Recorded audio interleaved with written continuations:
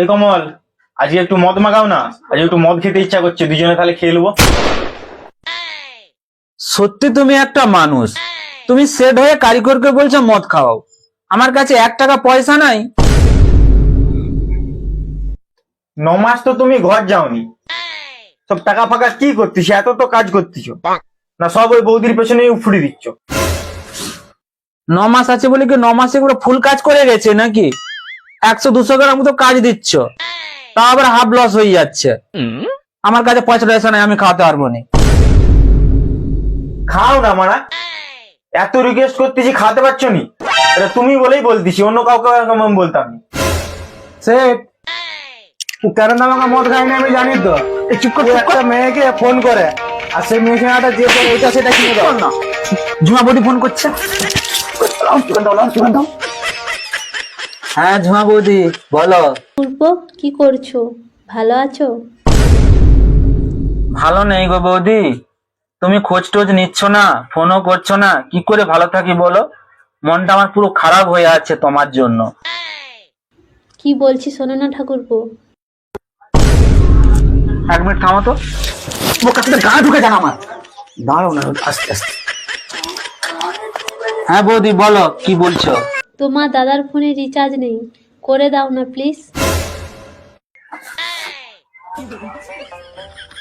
শালা এদের কপালে বৌদিগুলা কোথা থেকে ঠিক জুটেও যায়।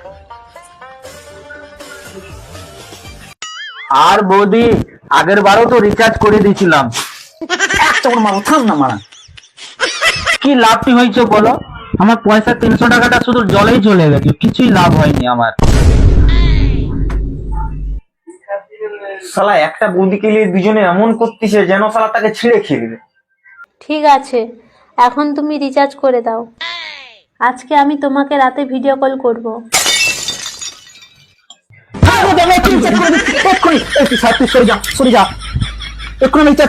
কমলা কমলা দুজনে এক জায়গায় শোভা যাবে। সরে যা তুই, সরে যা, আর এক জায়গায় শোভা, তুই সরে যা।